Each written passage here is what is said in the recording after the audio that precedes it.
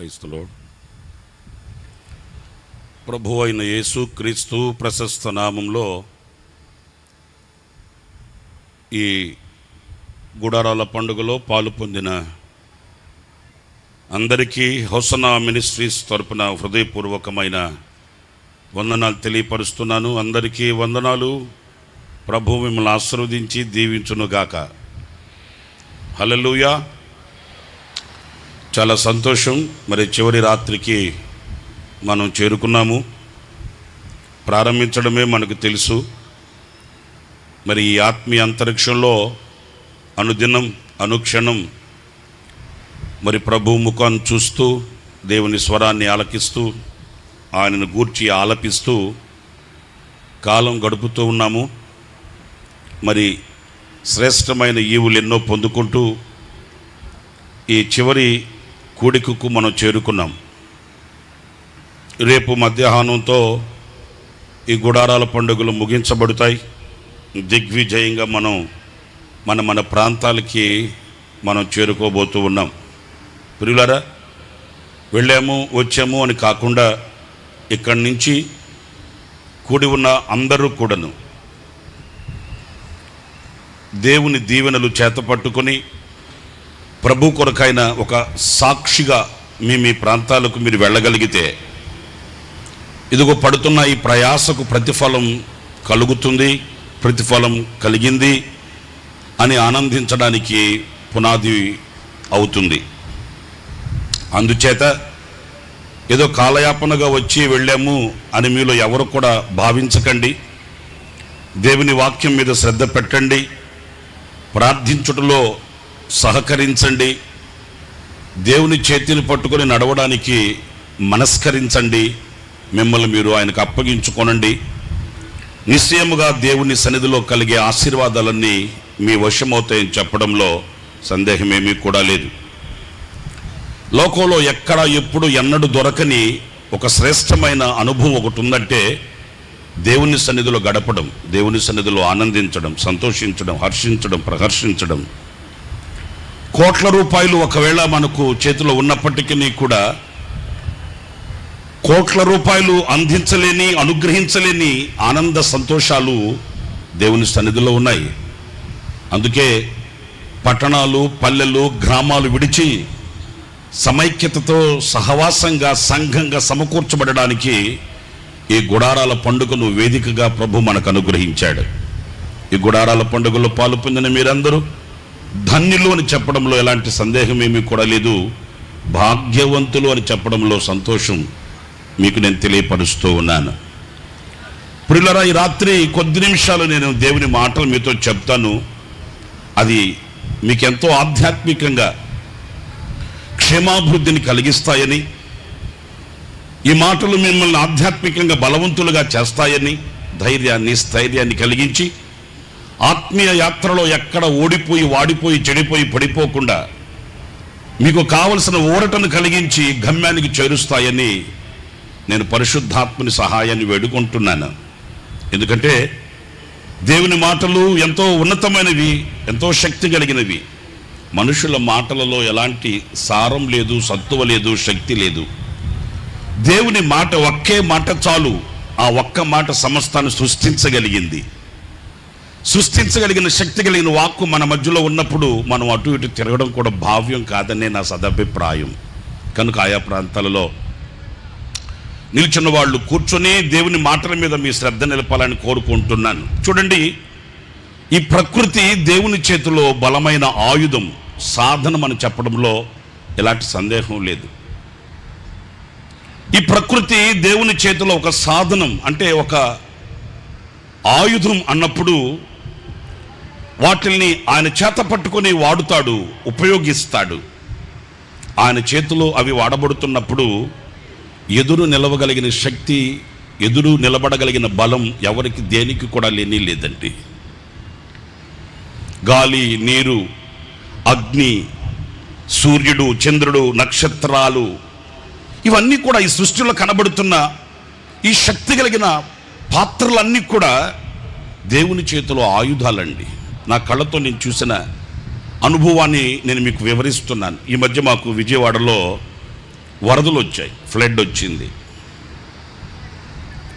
మాకు ముందు నుంచే ఒక అవగాహన, గతంలో 2-3 సార్లు ఆ వరదలు వచ్చాయి కనుక, లోతట్టు ప్రాంతంలో మేము ఉన్నాం కనుక మాకు 1-2 సార్లు అనుభవం ఉంది. అలాగే ఈసారి కూడా వరదలు వస్తాయి, నీళ్ళు వస్తాయట అని ఎవరో చెప్పుకుంటున్నారు, వింటున్నాం. ఈ వస్తే ఏమైందిలే, గత 2-3 సార్లు మనం ఫేస్ చేసాం కదా, ఆ సమస్యను ఎదుర్కొన్నాం కదా అన్నంత ధీమాతో ఉన్నామండి. ఆ రాత్రి ఎవరికి వారు అప్రమత్తం అవుతున్నారు. నీళ్ళు వస్తాయట అని కొంతమంది ఖాళీ చేసి వెళుతున్నారు. మరి కొంతమంది వస్తే ఏమంట అని అంటకపోయిన వాళ్ళు కొంతమంది ఉన్నారు. వాళ్ళలో మేము కూడా ఒక జాబితా అనుకోండి. పురులార మధ్యరాత్రి వరకు మేము మేల్కొని చూస్తూనే ఉన్నాం, నీళ్లు పెరుగుతున్నాయి అలాగని చెప్పి. చూడండి, ప్రకృతి దేవుని చేతిలో ఒక ఆయుధం అన్నప్పుడు అది ఎంత బలంగా మనిషి ఎదురు నిలుస్తుంది అనేది నేను మీతో చెప్తున్నాను. ఒక 15-20 నిమిషాల్లో ఆ నీటి ప్రవాహం పెరిగింది. అప్పటికి నేను కాస్త సిద్ధపడి ఇసుక బస్తాలన్నీ పెట్టుకొని, ఒకవేళ నీటి ప్రవాహం ఎక్కువైతే ఆ గేట్లకి ఈ ఇసుక బస్తాలు వేసి కాస్త ఆపుదాంలే అన్నంత ఆలోచనతో సిద్ధంగా ఉన్నాం. ఓ 10-15 నిమిషాలేనండి, కళ్ళతో చూస్తున్నాం, ప్రవాహం పెరిగిపోయింది. ఒక్కసారిగా దాడి చేయడం ప్రారంభించింది. వెంటనే మేమంతా ఇసుక బస్తాలు తీసుకెళ్ళి ఐరన్ గేట్లు, ఇనప గేట్లు వేసి ఆ ఇనప గేట్లకి ఇసుక బస్తాలు అడ్డేసామండి. ప్రియులారా, నేను ఒక మాట చెప్తాను వినండి. ఆ నీటి ప్రవాహం ఆ ఇసుక బస్తాలు అడ్డుగా వేసిన ఆ గేట్లకు తగులుతుంటే ఆ ఐరన్ రాడ్స్తో చేయబడిన ఆ ఇనప గేట్లు గడగడ వణికిపోతున్నాయండి. ఘోష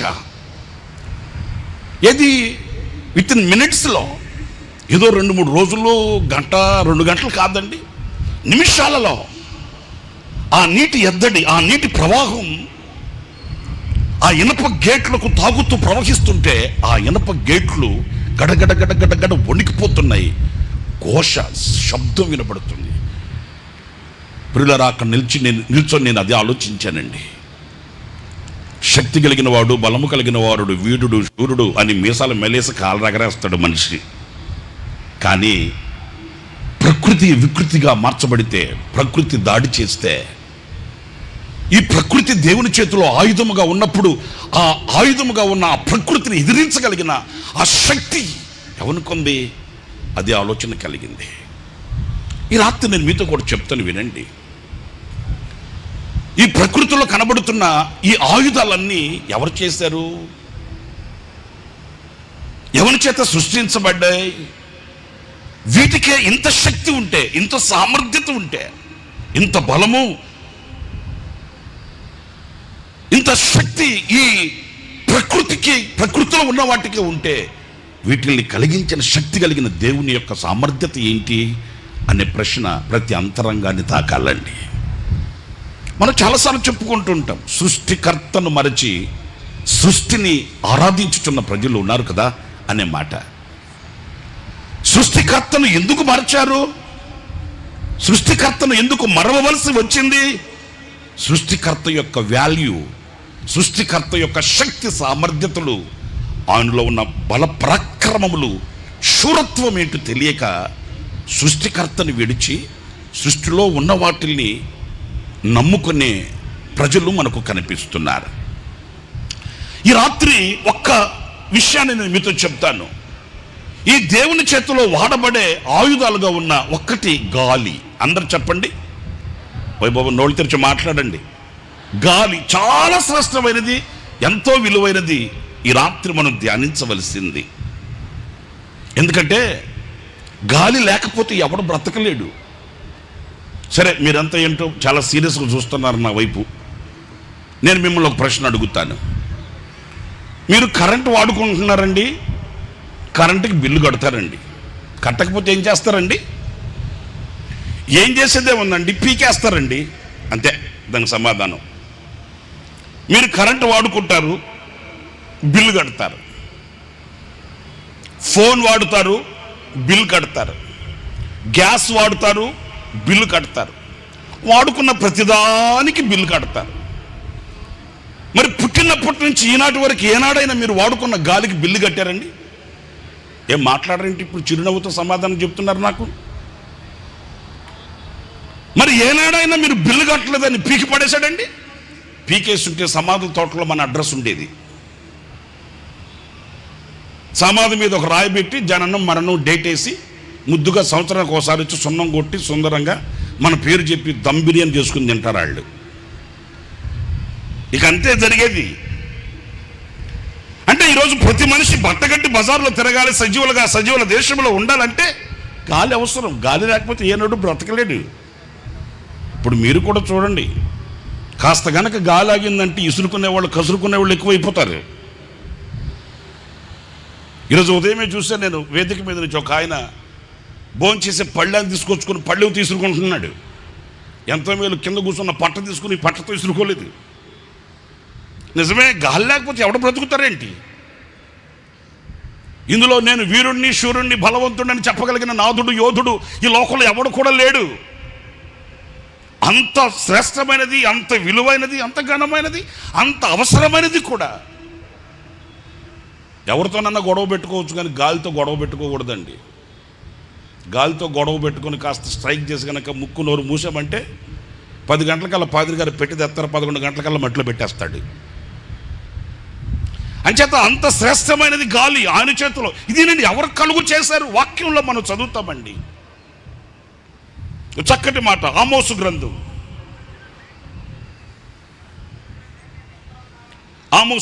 4వ అధ్యాయం 13వ వాక్యంలోని మాటలు, పర్వతములను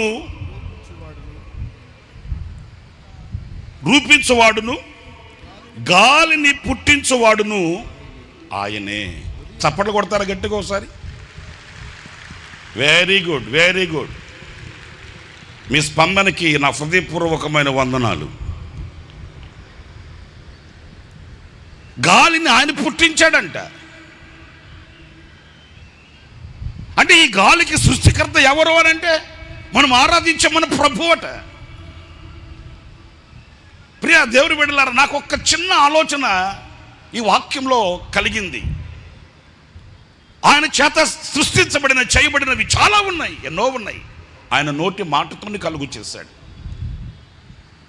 ఈ గాలిని గూర్చి, ఈ గాలిని ఆయన సృష్టించడంలో గల కారణాలేంటి? దేవుని కార్యాలు ఎప్పుడు కూడా నిష్ఫలము కానే కావు, నిరర్ధకం కానే కావండి. నేను మరలా రిపీట్ చేస్తున్నా, దేవుని కార్యాలు ఎప్పుడు నిష్ఫలము కావు, నిరర్ధకము కావు. ప్రభువా దీన్ని ఎందుకు చేసావయ్యా అంటే, అదేరా నాకు కూడా అర్థం కావట్లేదు, ఎందుకు చేశాను, సరే విడిచిపెట్టాయి అనే మాట ఆయన నోట రానే రాదు. నిష్ప్రయోజనంగా, నిరర్ధకంగా, వ్యర్థంగా ఏది చేయబడలేదు. చేసేవాడు కూడా కాదు ఆయన. ఒక కార్యం చేశాడు అని అంటే అందులో ఎంతో ఆశీర్వాదం, ఎంతో శ్రేయస్కరమైన దీవెన దాచబడి ఉన్న సత్యం మనం గ్రహించాలండి. ఏది నిరర్ధకం కాదు అన్నప్పుడు ఈ గాలిని ఆయన కలుగు చేసిన విధానం దేని కొరకు? మీకు ఇంకొక వాక్యం కూడా నేను చూపిస్తాను. 135వ కీర్తన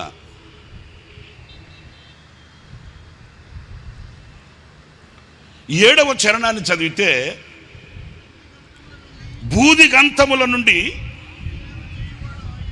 ఆవిరి లేవచేయువాడు ఆయనే, వాన కురియునట్లు మెరుపు పుట్టించువాడు ఆయనే, తన నిధులలో నుండి, ఈ మాట నోట్ చేయండి, ఈ మాట వినండి జాగ్రత్తగా, తన నిధులలో నుండి గాలిని ఆయన బయలు వెళ్ళజేయును. తన నిధులలో నుండి గాలిని ఆయన నిధులలో ఉంచుకొని ఉన్నాడంట.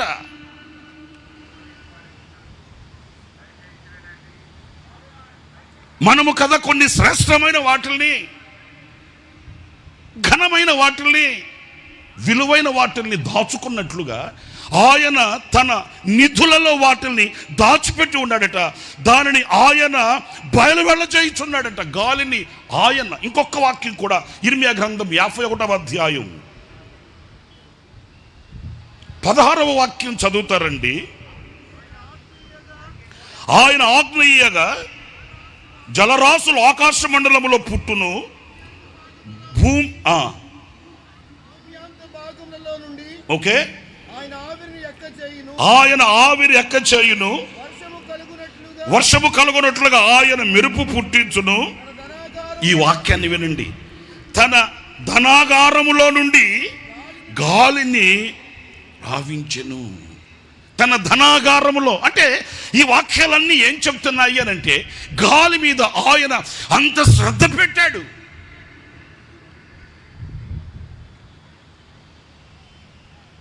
కొందరు చేతికి రింగ్ ఒకటి వేసుకొని ఉంటారండి, చిన్న రింగు. హలో, వింటున్నారా, తింటున్నారా? నన్ను చూడండి. మరి మీరేదో తింటున్నట్టుగా తల ఉంచుకుంటే నాకేం అర్థమైతే వస్తుంది ఏంటి? ఇది తినే సమయం కాదు, ఇది వినే సమయం. కొందరు చేతికి వ్రేళ్ళకి ఒక ఉంగరం ఒక రింగ్ వేసుకొని ఉంటారండి. అది ఎంత ఉంటుంది ఏంటి, సన్నగా తీగలాగా వెంట్రుకు పోసని ఉంటుంది. దానిని ఎంత జాగ్రత్తగా కాచుకొని ఎంత జాగ్రత్తగా కాపాడుకుంటారు కదా. మాట్లాడేటప్పుడు ఆ చేతికుండే ఆ చిన్న వెంట్రుకు పాసు రింగు కనబడాలని చేయి తిప్పుతుంటారు కొంతమంది. ఆడు ఎందుకు తిప్పుతున్నాడో మనకు అర్థం కాదు. ఓ చిన్న విలువైన దాని మీద మనం అంత శ్రద్ధ నిలుపుతాం. మరి దేవుడు గాలి మీద ఇంత శ్రద్ధ నిలపడానికి గల కారణం ఏంటి? ఆయన ధనాగారంలో ఉంచి ఉన్నాడంట, ఆయనే దానిని కలుగు చేశాడట, ఆయనే దానిని రాజయిస్తున్నాడంట, దానిని ఆయన రిలీజ్ చేస్తున్నాడు. ఇవి ఈ గాలి మీద ఆయన చూపిన ఆ శ్రద్ధ మనకి ఎంత పాఠాన్ని నేర్పుతుందండి. ఎందుకు ఈ గాలిని ఆయన సృష్టించి తన ధనాగారములో పెట్టుకొని ఉన్నాడు అనంటే, ఈ గాలి వలన కలిగే కొన్ని ఆశీర్వాదకరమైన అనుభవాలు నేను మీతో చెప్తాను. ఓసారి అంటే మొదటిగా మనకందరికీ సులువుగా మనందరికీ చాలాసార్లు తలపోసుకున్న ఒక చరిత్ర చెప్తాను. ఈ మొదటి అనుభవంలో ఇశ్రాయేలీలు ఐగుప్తులో నుంచి బయలుదేరి పాలు తేనెలు ప్రవహించు దేశమైన కనానుకు వెళుతున్నారండి. ఈ ఐగుప్తులో వాళ్ళు పడ్డ అగచాట్లు అన్నీ ఇన్ని కాదు. నేను చెప్పేదేముంది, మీరు చదువుకుంటుంటారు, అప్పుడప్పుడు కలలు కంటుంటారు, అప్పుడప్పుడు కనులు ముందుకు తెచ్చుకుంటుంటారు. ఈ ఐగుప్తు అనే ఈ బానిసపు కట్లలో నుంచి విమోచించి, ఈ ఐగుప్తు అనే పాపభూయిష్టమైన ఈ ఊపిలో నుండి ప్రభు వారిని లేవనెత్తి పాలు తేనెలు ప్రవహించు దేశమైన కనానుకి ప్రభు వారిని నడిపించి తీసుకుని వస్తున్నాడు. వాళ్ళు నడిచి వెళుతున్నారు, ఆనంద యాత్ర అనుకుంటూ పాడుకుంటూ. బహుశా ఆ రోజు కూడా ఇలాగే ఉండుంటుంది పరిస్థితి. ఎందుకంటే వాళ్ళు కూడా తక్కువేమీ కాదు, మనకంటే ఎక్కువేమీ కాదు. ఇలాగే ఉండుంటుంది పరిస్థితి, కాల్బాలం. వీళ్ళంతా పాలు తెరలు ప్రవహించు దేశమైన కనానుకి సాగి వెళుతున్నప్పుడు ఆశ్చర్యకరమైన సంగతి ఏంటంటే, వాగ్దానాలు బాగానే ఉన్నాయి, దేవుని మాటలు సుందరంగానే ఉన్నాయి. విమోచించబడ్డాము, విడిపించబడ్డాము, తప్పించబడ్డాము, రక్షించబడ్డామనే ఆనందం వాళ్ళ గుండెల్లో రంకెలేస్తుంది, సంతోషమే. కానీ వెనుతిరిగి చూస్తే ఒక శత్రు సమూహం. ఎవరండి? అందరు చెప్పండి, ఎవరండి? శత్రు సమూహం. ఒక్క మాట నేను మిమ్మల్ని అడుగుతాను, నాకు సమాధానం అందరు చెప్పండి. శత్రువు లేని వ్యక్తి ఎవడన్నా ఉన్నాడండి ఇక్కడ? ఎవరన్నా ఉంటే చెయ్యొద్దండి, కొబ్బరికాయ కొట్టి పూలదండేస్తాం. మాట్లాడరేంటి? శత్రువు లేని వ్యక్తి ఎవరైనా ఉంటే చెయ్యొద్దండి. జనసమూహంలో మీకు కొబ్బరికాయ కొట్టి మొంబు తిరిగిచ్చి పూలదండేస్తాం, వేదిక మీద కూడా ఎక్కిస్తాం. ఎందుకు నేను ఇంత నిక్కచ్చిగా చెప్తున్నానంటే, పరిశుద్ధుడైన పౌలు అన్నాడు, మనకు ఒక శత్రువు ఉన్నాడు. ఎవడాడు? వాడే ఆ కర్రిమొహముడు. ఈ వాయుమండలాధిపతి ఒకడు ఉన్నాడు, నాశనపుత్రుడు ఒకడు ఉన్నాడు. మనము పోరాడునది మనుషులతో కాదు, కానీ ఈ వాయుమండలాధిపతి అయిన ఈ సాతానుతో మనకు పోరాటం. ఒక శత్రువు ఉన్నాడు. ఒక మాట కూడా మీరు అడగచ్చు, మరి ప్రభు మన పక్షాన ఉంటే మనకు శత్రువు ఎవడు అని రాశాడు కదా అంటాడు. దాని అర్థం ఏంటంటే ప్రభు మన పక్షాన ఉంటే శత్రువు మీద మనకు జయము కలుగుతుందని దాని అర్థం. ప్రతి ఒక్కొక్కరికి శత్రువు ఉన్నాడు. అయితే జాగ్రత్తగా వినండి నేను చెప్పే మాట. ఇశ్రాయేలుల చరిత్రలో మనం గమనించినప్పుడు వాళ్ళ గుండె నిండా కృతజ్ఞత ఉంది. ఆనందగానాలతో పాటలు పాడుకుంటూ స్తుతించుకుంటూ వెళుతున్నారు. ఆ ఆత్మీయ యాత్రలో వాళ్ళు విమోచించబడిన ఆ విమోచన గీతాలని ఆలపించుకుంటూ సాగి వెళుతున్నారు. వెనుకకు తిరిగి చూస్తే ఆ ఆనందం ఆవిరైపోయేటట్లుగా శత్రు సమూహం వారిని వెంబడిస్తూ వస్తుంది. ప్రియులారా చూడండి, ఈ శత్రు భయం ఎలాంటిది అని అంటే పడుకున్న నిద్ర పట్టదు, తిన్న వంట పట్టదు.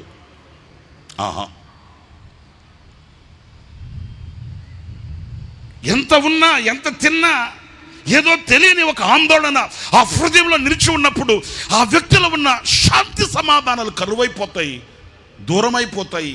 ఎండిన చెట్టుల మోడుబారిన మొక్కలాగా నిలిచిపోవలసిన దుస్థితి శత్రు భయంలో ఉంటుందండి. కలత నిద్రపోతూ కంటున్న కలలలో కూడా ఆవేదన ఆందోళన హృదయాన్ని కమ్మివేస్తుంటే అల్లల్లాడిపోతూ తల్లడిల్లిపోతున్న బ్రతుకు గుండె గుప్పెట్లు పట్టుకుని బ్రతకవలసిన స్థితిగతులు ఉంటాయండి. అదే ఆ రోజు ఇశ్రాయేలీయులకు కూడా, అయ్యో దేవుడు గొర్రెపిల్ల రక్తం చేత మమ్మల్ని విమోచించాడు, మా బానిసపు కట్లు తెంచాడు, ఈ ఐగుప్తులో నుంచి మమ్మల్ని విమోచించి తీసుకుని వస్తున్నాడు. కానీ మా గుండెల్లో ఈ ఆవేదన ఏంటి? ఈ శత్రు సమూహాల యొక్క అలజడి ఏంటి? ఈ శత్రు సమూహాల యొక్క విజృంభణ మా పైన ఇంకెంతకాలం? ఇదిగో ఇది ఇశ్రాయేలీయుల పరిస్థితి. ప్రియులారా, వాక్యంలో మనం చదువుతాము, వాళ్ళు ఎర్ర సముద్ర మార్గానికి వచ్చారంట. ఇంకా ఆశలన్నీ అడియాశలైపోయాయి. ఇశ్రాయేలీయుల గుండెల్లో ఉన్న నిరీక్షణ నిరుత్సాహమైపోయింది. నిరసల్లిపోయి కృంగిపోయి అలాగే కూలబడిపోయారు. ఇక బట్టగట్టి బజార్లో తిరిగే రోజులు అయిపోయాయి. ఎందుకంటే వెనుక చూస్తే శత్రువు, ముందు చూస్తే సాగరం, సముద్రం. ఈ ప్రకృతి ఆటంకాలని, ఈ శత్రు భయాలను మనం జయించి మరల బట్టగట్టి బైబిల్ పట్టుకుని బజార్లో తిరిగే రోజులక లేవు, అయిపోయింది. మన చరిత్ర ఇంతటితో సమాప్తమైపోయిందని కృంగిపోయిన ఇశ్రాయేలుల చరిత్రలో మనం గమనించవలసింది ఏంటో తెలుసండి. చక్కటి మాట వ్రాయబడి ఉంది.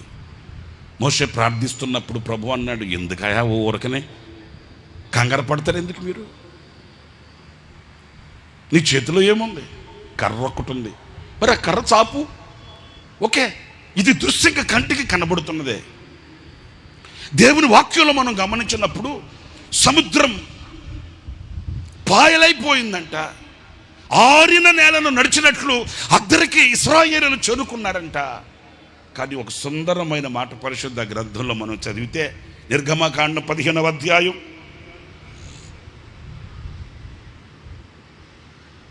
10వ వాక్యాన్ని చదువుతారు.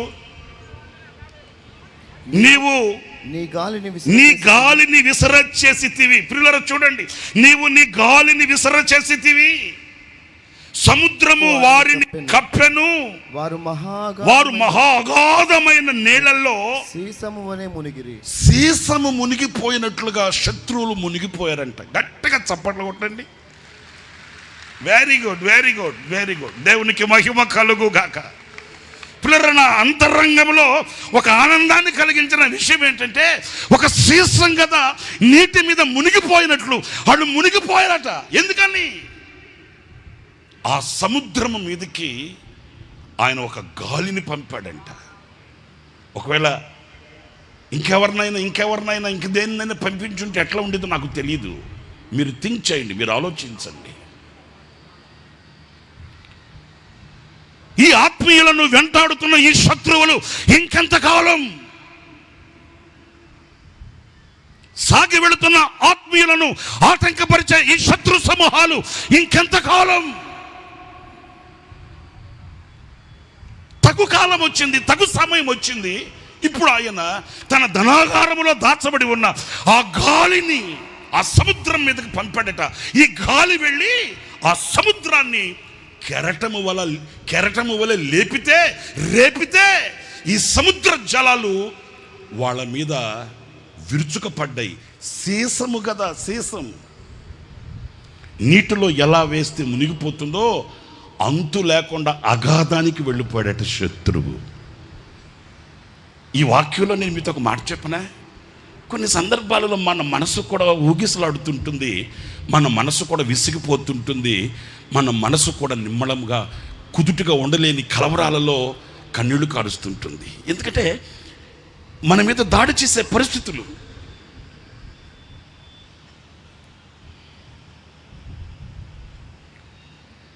మనల్ని కృంగతీయాలని, మనల్ని వెనుకకు లాగాలని, మనల్ని ఖతం చేయాలని, మనల్ని హతం చేయాలని కంకణ కట్టిన కఠినాత్ముల చర్యలు మన కళ్ళబడ్డప్పుడు, మన కంటపడ్డప్పుడు మన గుండె తలడిల్లిపోతుంటుంది. ఏంటిది? ఇంత భక్తి చేస్తున్నాను, ఇంత నిష్ఠగా ఉంటున్నాను, నేను ఇంతగా లోకానికి వేరే బ్రతుకుతున్నాను, నేను రక్తంతో కడగబడ్డాను, నేను ఇలాగ నా ప్రభు కొరకు జీవిస్తున్నాను, ఈ శత్రు భయం ఇంకెంతకాలం అనే ఆవేదన మన గుండెను కమ్మేస్తుంటుందండి.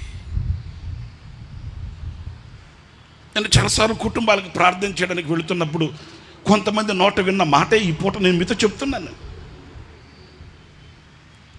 అన్నయ్య, నేను ఇలాగ ఇంత భక్తి చేస్తున్నాను, ఇంత నీతిగా యథార్థంగా బ్రతుకుతున్నాను, ముడిగట్టుకొని బైబిల్ పట్టుకొని ప్రభు పాదాలు విడువక ఉన్న నాకేనా ఇలాంటి పరిస్థితులు అనే మాటలు చాలామంది నోట నేను విన్నానండి. ప్రియమైన సహోదరులను చూడండి, ఆ శత్రు భయంలో నుంచి విడిపించి, తప్పించి, రక్షించి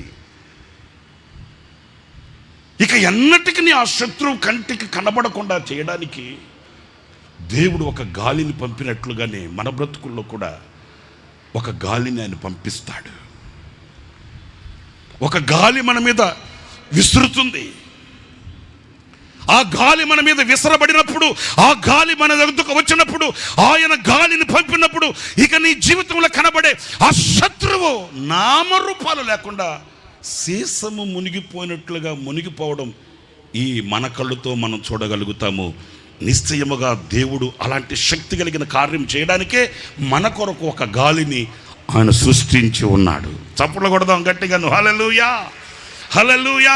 ప్రియ సహోదరులారా, ఎప్పుడు ఎన్నడూ కూడా కృంగిపోయి సతికిలబడిపోయి నా బ్రతుకి ఇంతే, నా జీవితం ఇంతే, ఇవి తప్పవు, ఇవి నాకు పుట్టుదల నుంచి వచ్చినవి అని అలజడిపాలు కావాల్సిన అవసరం లేదు. కానీ ఈ రాత్రి ఎవరు ఏ పరిస్థితులలో, ఎవరు ఏ స్థితిగతుల మధ్య, ఎలాంటి అలజడుల మధ్యలో ఒకవేళ ఇదిగో ఈ సభలో కూర్చొని లైవ్ ద్వారా ఈ మాటలు వింటున్నప్పటికీ కూడా ఈ రాత్రి నేను చెప్పగలిగింది ఒక్కటే, ప్రభుని మనం అడగగలిగింది కూడా ఒకటే, నాయనా ఆనాడు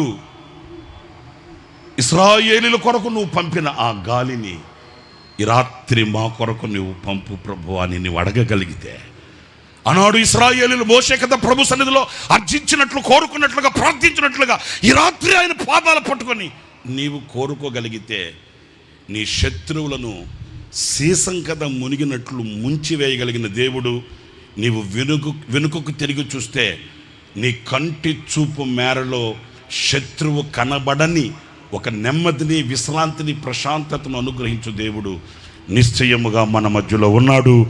ఆయన పేరు నజరేయుడైన యేసు. స్తోత్రం కలుగుగాక. ఈ మొదటి అనుభవంలో నేను మీతో చెప్పగలిగింది ఏంటంటే, శత్రువుని హతమార్చడానికి ఆయన గాలిని పంపినట్లు, గాలిని సృష్టించినట్లు, గాలిని తన ధనాగారములో దాచి ఉంచినట్లు ఈ వాక్యంలో మనం చూడగలుగుతాం. ఇక రెండో విషయానికి వెళ్ళిపోదాం. త్వరగా కొన్ని విషయాలు నేను మీతో చెప్తాను. రెండవ అనుభవం ఏంటంటే, ఈ ఇశ్రాయేలీలు, జాగ్రత్తగా వినండి, ఈ ఇశ్రాయేలీలు తక్కువైనోళ్ళు కాదండి. వీళ్ళు ఎలాంటి వాళ్ళు అంటే, ఆనందం వచ్చినా వీళ్ళని పట్టుకోలేము, దుఃఖం వచ్చినా వీళ్ళని పట్టుకోలేము. ఈ జాబితాకి చెందిన వాళ్ళు మెజారిటీనే ఉంటారండి, మైనారిటీ కాదండి. కొంతమందికి ఆనందం వచ్చినా పట్టుకోలేము, దుఃఖం వచ్చినా తట్టుకోలేము. లోకం ఏకం చేసేస్తారు, లోకుల్ని కాకులు చేసేస్తారు, నింగి నేల ఒకటి చేసేస్తారు, ఇక లోకంలో ఉన్నదంతా శూన్యమే అని మన కళ్ళకు కట్టొచ్చినట్లుగా చూపిస్తారు. ఈ జాబితాకి చెందిన వాళ్ళే ఇశ్రాయేలీలు. ఈరోజు కూడా మనకు చాలా ఎక్కువగానే కనిపిస్తారు. వీళ్ళకి ఒకరోజు ఒక ఆశ కలిగిందండి. ఉంటాయి, ఆశలు అందరికీ ఉంటాయండి. వాళ్ళకు కూడా ఒక ఆశ ఏంటంటే, ఏంటిది, పాలు తేనెలు ప్రవహించు వాగ్దాత దేశానికి ప్రభు మనల్ని నడిపిస్తాడంటే అన్నీ విడిచిపెట్టి అన్నీ వదులుకొని వచ్చేసాం. మరి ఈ యాత్రలో చూస్తే తిన్న తిండే ఎంతకాలం తింటాం అయ్యా బాబు, తిన్న తిండే ఎంతకాలం తింటాం? తిని తిని తిని తిని తిన్నదే తిని తిన్నదే తిని తిన్నదే తిని ఇక విరక్తి కలిగిపోయింది మాకు అని. ఇప్పుడు వాళ్ళ హృదయంలో కలిగిన ఆశ ఏంటో తెలుసండి, మాకు మాంసం కావాలి అని వాళ్ళు ఆశించారంట. ఏం కావాలండి? బాబు నోళ్ళు తెరిచి మాట్లాడచ్చుగా, ఏమంత సీరియస్ అయిపోయారేంటి? గట్టిగా చెప్పండి, ఏం కావాలండి? ఏం కావాలండి? ఓకే, యమ సిగ్గుపడిపోతూ చెబుతున్నారు మాంసం అని. ఎందుకంటే ఇప్పుడు మాకు పెడితే మేము వద్దన్నామా అన్నట్టు. ఈ మాట మనం చూస్తే మనకు కూడా ఆశ్చర్యం కలుగుతుంది. ఎందుకంటే వాళ్ళు ఏమి తక్కువ జనం కాదు, కొద్ది మంది కాదు, కొంతమంది ఏమి కాదు, లక్షల కాల్బాలు. వాళ్ళు గుడారాల దగ్గర కూర్చొని ఏడుస్తుంటే నాయకుడైన మోషేకి ఆ దృశ్యం చూసి విసిగెత్తిపోయాడంటండి. అరే వీళ్ళు ఏం మనుషులు రా బాబు, వీళ్ళ కొరకు ఎంత కష్టపడుతున్నాను, ఎంత శ్రమ పడుతున్నాను, ఎన్ని ఇబ్బందులకు గురవుతున్నాను, ఇన్ని లక్షల మంది ప్రజల్ని భుజస్కంధాల మీద ఎత్తుకొని ఇన్ని లక్షల మందిని ఒక్కనిని ఈ భారమంతా మోస్తుంటే, అరే ఒక్కడు మన భారాన్ని మోస్తున్నాడు, ఒక్కడు మన క్షేమము కొరకై పాటుపడుతున్నాడు, మనం కూడా మనం చేయగలిగింది చేయదలిచింది చేయూతనివ్వచ్చు కదా అని అతనికి సహకరించేవాడు ఒక్కడు లేకపోయాడు. వాస్తవంగా మనం కూడా కుటుంబపు వ్యవస్థలో ఈ అవస్థలు వచ్చినప్పుడు ఇదే బాధ కలుగుతుంటుందండి. ఉదయం లేచింది మొదలుకొని రాత్రి పడుకునేంత వరకు రెక్కల ముక్కలు చేసి రక్తం ఆవిరి చేసి కష్టపడి ఒక్కడిని 5 మందిని పోషించి తీసుకుని వస్తుంటే ఒక్కడికి ఆ బాధ కలగట్లేదేంటి అనే వేదన యజమానుడు యజమానురాలు అనే వాళ్ళ గుండెల్లో ఎంతో కొంత ఉంటుందండి. అలసి సొలసి సొక్కి సొమ్మసిల్లిపోయి ఒక్కొక్కసారి మందిరంలో గొక్క దిప్పుకోకుండా ఏడుస్తుంటారు. ఏంటి బ్రదర్, ఏంటి అలాగ దుఃఖపడుతున్నారు అంటే వాళ్ళు చెప్పే నినాదం ఎట్టుంటుందో తెలుసండి, ఇట్లాగే ఉంటుందండి. అన్నయ్య ఒక్కడిని కష్టపడుతాను, రాత్రి బవలు శ్రమ పడుతాను, కానీ ఈ నలుగురిలో ఏ ఒక్కరికి కూడా అయ్యో వృద్ధాప్యంలో కూడా నా తండ్రి ఇంత కష్టపడుతున్నాడే, ఇంత శ్రమ పడుతున్నాడే, నా వంతు నేను ఏం చెయ్యాలి అనే ఆలోచన ఒక్కడికి కలగదేంటన్నా? ఆ తల్లిదండ్రుల గుండెల్లో ఉండే ఆవేదన అంతా ఇంత కాదండి. నేను చెప్పే మాట జాగ్రత్తగా వినండి. ఆ తల్లిదండ్రుల గుండెల్లో ఉన్న ఆవేదన మనకు తెలియాలంటే మనం కూడా ఒక తండ్రిని కావాలండి. అప్పుడు తెలుస్తుంది ఆ బాధ ఏంటో. సరదాగా చెప్పుకోవడానికి, సరదాగా సాగిపోవడానికి అన్ని సుందరంగానే ఉంటాయి. ఆ స్థానానికి వచ్చినప్పుడు, ఇప్పుడు మా సంగతి చూడండి, ఇలాంటి గుడారాల పండుగలు జరిగేటప్పుడు ఏదో మా వంతు మేము కష్టపడి, మా వంతు మేము చేసి కొన్ని మా వంతు అన్నట్లుగా కొన్నిట్లు చేసి మురిసిపోయేవాళ్ళమే. మన ఆత్మీయ తండ్రి దైవజనులు యేసన్న గారు ఈ బాధ్యతలన్నీ, ఈ భారమంతా ఆయన ఒక్కడు భుజస్కంధాల మీద మోసిన నాడు ఇంత భారం ఉంటుందా అని మాకు కూడా ఆనాడు తెలియలేదు, ఈనాడు తెలిసి వచ్చింది.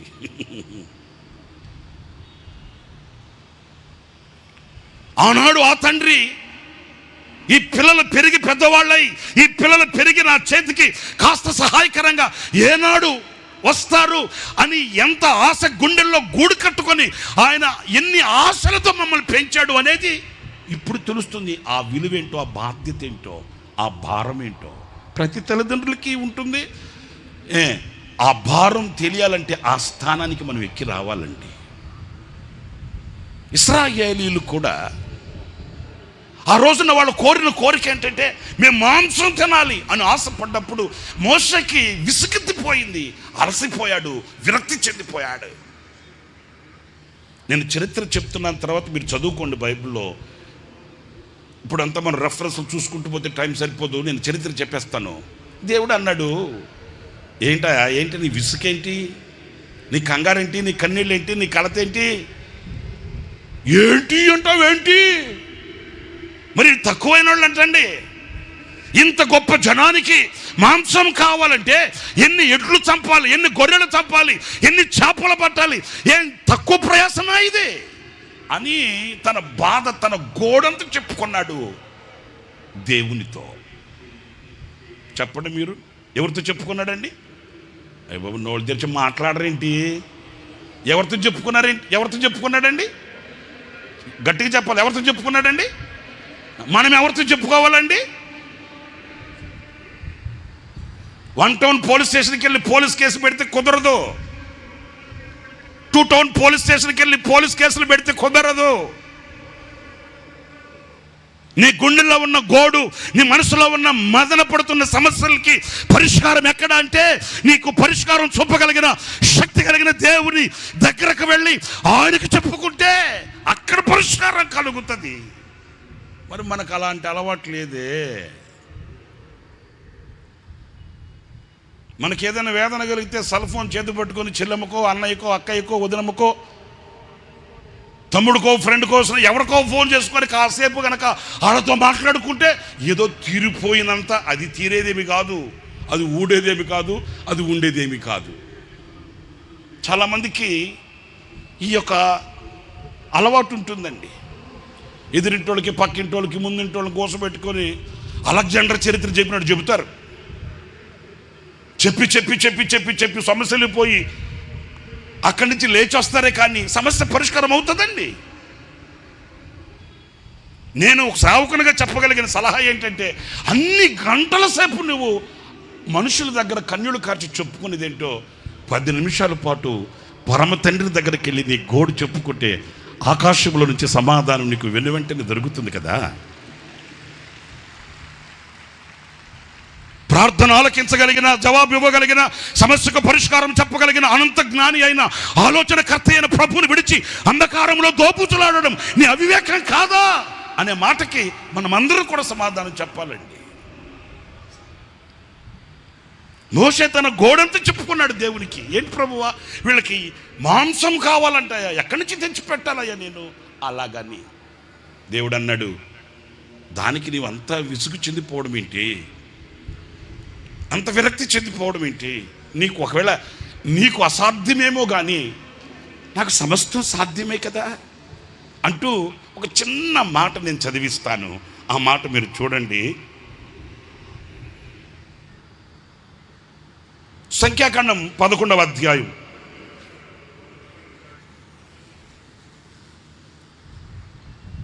సంఖ్యాకాండం 11వ అధ్యాయం 31వ వాక్యం చదువుతారు చూడండి. తరువాత యెహోవా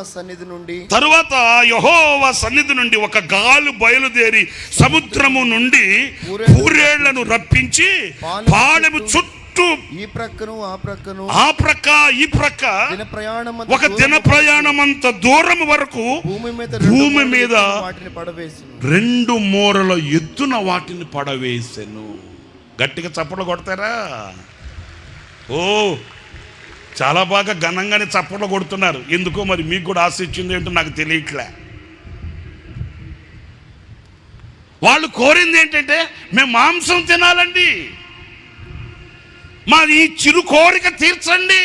ఇది మనుషులకు అసాధ్యం, ఇది మనుషునికి జరిగే కార్యం కాకపోయినప్పటికీ శక్తి కలిగిన నా దేవుని కార్యం ఇక్కడ చదువుతారండి. ప్రియులారా, దేవుడంట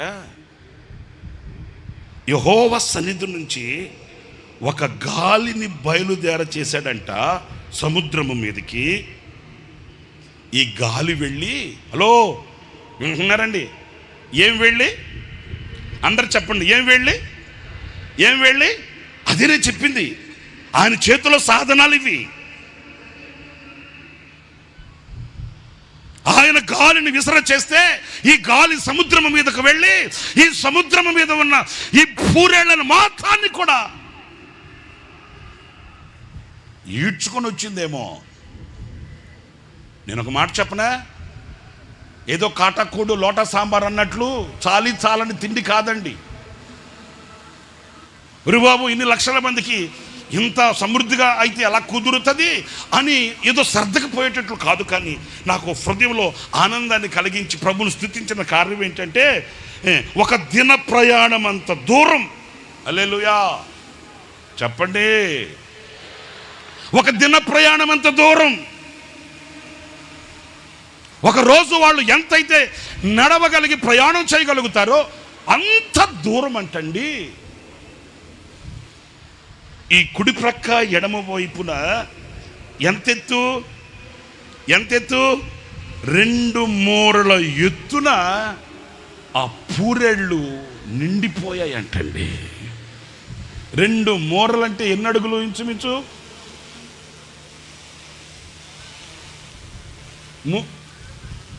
3 అడుగులు. 3 అడుగుల ఎత్తు ఒక దిన ప్రయాణం అంతా పూరేళ్ళు నిండిపోయాయంట. ఒకవేళ వాళ్ళల్లో ఎవరో అడుగుంటారు, అరే బాబు ఎవడు తెచ్చినా ఇంత దాలేడే, ఎవడు పెట్టినా ఇంత పెట్టలేడే, ఎవడిచ్చినా ఇంత ఇవ్వలేడే, ఇంత సమృద్ధి ఎక్కడి నుంచి వచ్చింది? ఒక గాలి తెచ్చింది. ఆ గాలి ఎక్కడి నుంచి వచ్చింది? సృష్టించిన సృష్టికర్త అయిన దేవుని యొద్ద నుంచి వచ్చింది. స్తోత్రం కలుగుగాక.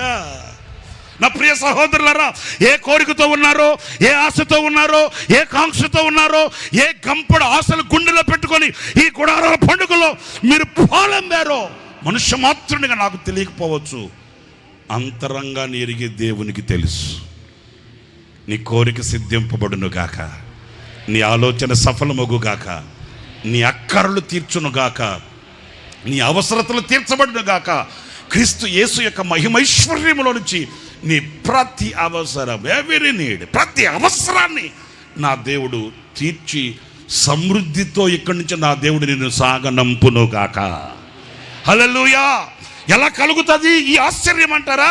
ఆయన నీ కొరకు ఒక గాలిని ధనాగారంలో దాచి ఉంచి ఉన్నాడు. ఆ ధనాగారంలో నుంచి ఆ గాలిని నీ మీద విసర చేస్తాడు. ఆ గాలి నీకు కావలసిన ప్రతి అవసరాన్ని ఏం చేస్తుంది? 2 మూరల ఎత్తు, 3 అడుగుల ఎత్తున నిలిచిపోయే సమృద్ధి.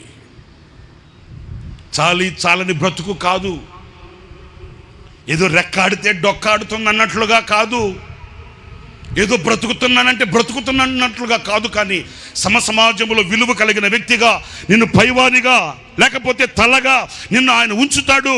అంతేకాదు, కొండ మీద కట్టబడిన పట్టణము దేదీప్యమానమై ఉన్నట్లుగా నీ బ్రతుకును మార్చగలిగిన మహనీయుడు ఒకే ఒక్కడు. ఆయన పేరే నజరేయుడైన, అందరు చెప్పండి, నజరేయుడైన. అయ్య బాబు అలాగా అది గట్టిగా చెప్పండి, నజరేయుడైన. ఏ యాక్టర్ అయినా, ఏ డాక్టర్ అయినా, ఏ కలెక్టర్ అయినా, ఎవరైనా కానీ ఎవడు చేయలేని, ఎవరికి సాధ్యము కానీ అసాధ్యమైన కార్యాలని సుసాధ్యపరచగలిగిన, సుచరిత్ర కలిగిన శక్తి గల దేవుడు, లోకములో కొనియాడబడుచున్న దైవం ఒకే ఒక్క దైవం. ఆ దైవమే యేసు దైవం.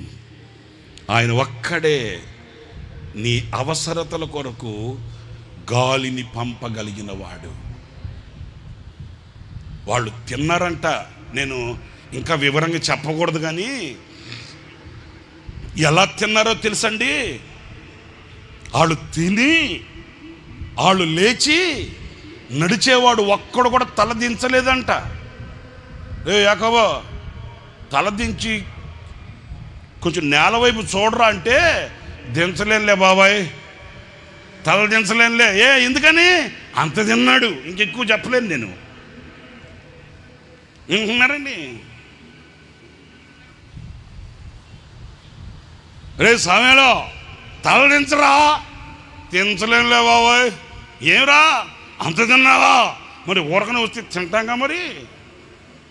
స్తోత్రం కలుగుగాక. నా ప్రియ సహోదరులారా, ఈ రాత్రి నేను మీతో చెప్పగలిగిన రెండవ అంశం ఏంటంటే, గాలిని ఆయన సృష్టించాడు దేనికంటే నీ అవసరతలు నీ యొద్దకు చేర్చడానికి, నీ అక్కర్లు తీర్చడానికి, నీ అభిష్టాన్ని తీర్చడానికి, నీ కోరికను నెరవేర్చడానికి, నీవు ఆశించినది యావత్తు నీకు అందించి నిన్ను సాక్షిగా బలపరచడానికి. రెండు విషయాలు చెప్పాను.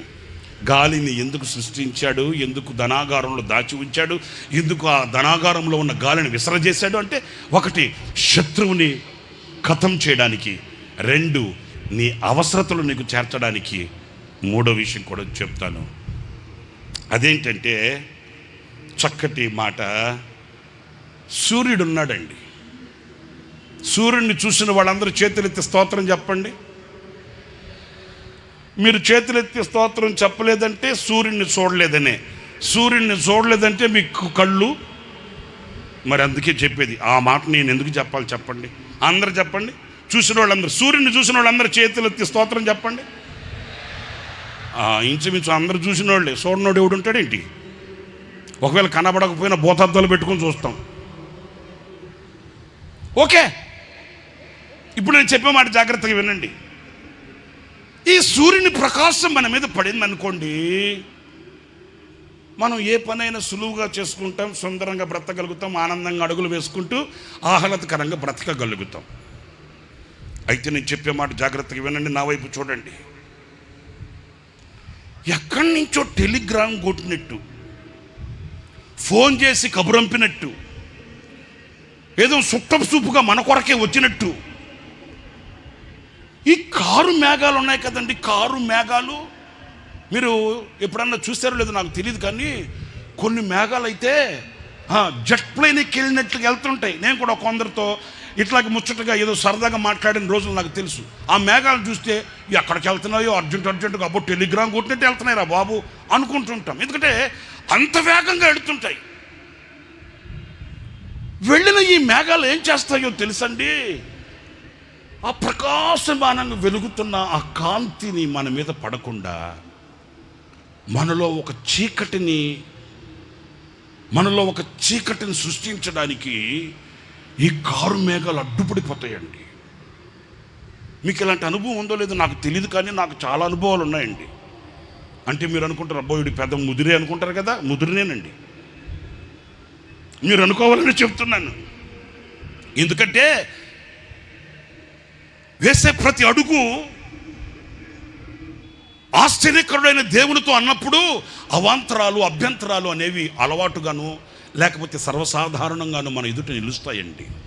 జీవితం అనేది పూలబాటేమీ కాదు. వింటున్నారా? జీవితం అనేది సాఫీగా సాగిపోయే పూలబాట లాంటిది.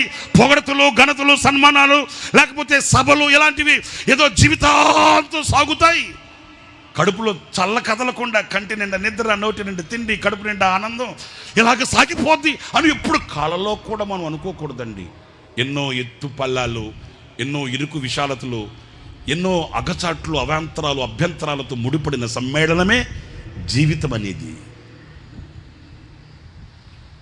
కొంతమందికి అది తెలియక కష్టం, నష్టం, బాధ, వేదన, వ్యాధి వచ్చినప్పుడు అలసి సులసి సొక్కి సొమ్మసిల్లిపోయి విరక్తి చెంది జీవితం ఇంకెలాంటిది, జీవితం జీవించడం కంటే అనవసరమని అఘాయిత్యాలకు పాల్పడి నిండు నూరేళ్ల జీవితాన్ని పాడుదిబ్బగా మార్చుకుంటున్నారండి. జీవితం ఎప్పుడు కూడా పూలబాటేమీ కాదు. లోయల్లోకి దిగినప్పుడు నేర్చుకోవలసిన పాఠాలు నేర్చుకోవాలి. శిఖరాలు ఎక్కినప్పుడు ఎక్కించిన దేవుని స్తుతించగలగాలి. అంతేకాని సణుగులు సంశయాలతో విరక్తి చెందిపోకూడదండి. ఈ సూర్యకాంతి మన మీద పడకుండా, ఈ వెలుగు మన మీద ప్రకాశింపనివ్వకుండా ఈ కమ్ముకొనిన మేఘాలు మనకి ఏం చేస్తాయంటే చీకటిని రుచి చూపిస్తాయి. ప్రియులారా, నేను చెప్పే మాట జాగ్రత్తగా వినండి. దీనికి ఎవరు అతీతులు కాదండి. పరిశుద్ధ గ్రంథంలో మీరు చూడండి, ప్రతి భక్తునికి ఒక మబ్బు దినం ఉందండి. ప్రతి భక్తుడిని కమ్ముకొనిన చీకటి కెరటాలు, చీకటి అనుభవాలు పరిశుద్ధ గ్రంథంలో మనం చూస్తాము. దీనికి ఎవరు కూడా అతిథులు కాదు. ప్రతి పరిశుద్ధునికి, ప్రతి భక్తునికి ఒక మబ్బు దినం ఎదురైన ఘట్టం పరిశుద్ధ గ్రంథంలో మనం చూస్తామండి. ఆకాశంలో నుంచి అగ్నిని దింపిన దైవజనుడైన ఏలియా జీవితంలో ఒక మబ్బు దినం. విశ్వాస వీరుడై ఎక్కడికి వెళ్ళవలనో కూడా తెలియక ప్రయాణాన్ని కొనసాగించిన విశ్వాస వీరుడైన అబ్రహాం జీవితంలో ఒక మబ్బు దినం. బ్రతుకు మీద విరక్తి చెంది చావడమే మేలనుకొని ప్రార్థించి నిద్రపోయిన చీకటి గడియలు దైవజనుడు ఏలియా జీవితంలో మనం చూస్తాము. వెనుకకు వెళ్ళలేక, ముందుకి సాగి వెళ్ళలేక తిరిగి మరల వెనక్కి వెళ్ళి, అరే బాబు, శారమ్మని ఇదిగో ఈ అభిమేలెకుని ఇతను దొంగిలించి తీసుకుని వెళ్ళిపోయాడు, నా కుటుంబం పటాపంచలు అయిపోయింది, నా కుటుంబం కుక్క చింపిన ఇస్తర్లా అయిపోయింది, దయచేసి మీరు ఎవరైనా హెల్ప్ రాగలరా, ఎవరైనా సహాయం చేయగలరా అని వెనుకకు వెళ్ళి తన వాళ్ళతో చెప్పుకోలేక, అలాగని కాలం కాటేసింది, కళ్ళు మూసుకుని వెళ్ళిపోదాం అని దాటి వెళ్ళలేక అల్లాడిపోయి ఒంటరిగా మిగిలిపోయి కన్నీళ్లు కార్చిన మబ్బు దినం అబ్రహాం జీవితంలో మనం చూస్తామండి. పిల్లలారా, జాగ్రత్తగా వినండి నేను చెప్పే మాటల్ని.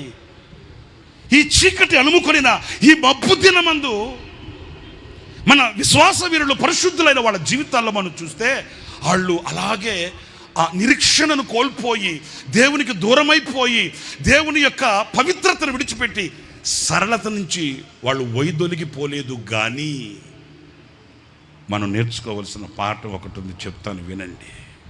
ఆ మబ్బు దినమందు ఏం చేశారు? ఆ కారు చీకటి కమ్ముకుని నాడు, ఆ కారు చీకట్లో కూర్చొని కుమిలిన నాడు, ఎందరో ఉన్నప్పటికీ ఎవ్వరూ లేని నిశీదిలో ఒంటరిగా ఇంటి మీద ఒంటిగా ఉన్న పిచ్చుక వలె కూలబడిన నాడు, ఆదరించేవాళ్ళు ఆమడ దూరాన నిలబడితే శత్రువులు విరుచుకుపడుతుంటే ఈ కెరటాల సంవడికి అల్లల్లాడిపోతూ తల్లడిల్లిపోతూ గుండె గుప్పిట్లో పెట్టుకొని ఆ నిశీదిలో కూర్చొని ఆ మబ్బు దినమందు, ప్రియ సహోదరులారా, సందర్భానుసారంగా నేను ఈ మాటలు చెబుతున్నాను. ఒకనాడు ఇదే ఊరిలో, ఇదే గ్రామములో, ఇదే ప్రజల మధ్య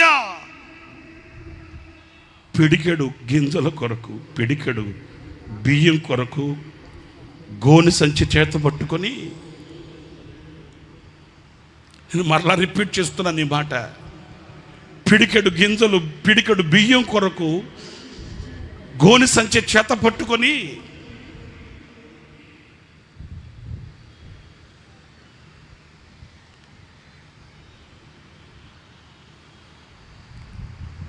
ఆశతో సహాయం చేస్తారన్న కోరికతో అగచాట్లు పడిన ఊరే ఇదిగో ఈ ఊరు. ఆ గోని సంచి చేత పట్టుకుని యవనుడే ఈ ఆశీర్వాదానికి కారకుడండి. ఇదే గ్రామంలో, ఇదే ఊరిలో, ఇదే ప్రజల మధ్య గొప్పెడు బియ్యం కొరకు సంచి చేత పట్టుకుని ఆ యవనుని దేవుడు దీవించిన దీవెనకు ప్రతిఫలమే ఈ రోజున ఈ సమృద్ధిగా ఈ ఊరిలో, ఇదే ప్రజల మధ్య, ఈ గ్రామంలోనే ఈ విస్తారమైన ఆశీర్వాదం ఆ దేవుడు కలిగించడానికి గల కారణం ఏంటి? ఆకలికి తట్టుకోలేక ఇదే అమరావతి రోడ్డు చింత చెట్ల కింద కూర్చొని చింత చిగురాకు తిని ఇదే అమరావతి నడి రోడ్లలో ఈ చింత చెట్ల కింద స్పృహ కోల్పోయి నురుగు గక్కుతూ పడిపోయిన ఆ యవనుని, ఆ సేవకుని యొక్క ఆశీర్వాదం యొక్క ఆ ఫలం ఇదిగో ఈ విస్తారమైన ఈ పంట మన కనులకు కనబడుతుంది. ఈ రోజున ఈ ఆశీర్వాదానికి కారణాలు ఏంటి ఆలోచించండి. ఇదే చోట కూలిపోయిన ఒక పాక అదే చోటుకి ప్రపంచపు నలుదిశల నుండి ప్రజల రాక,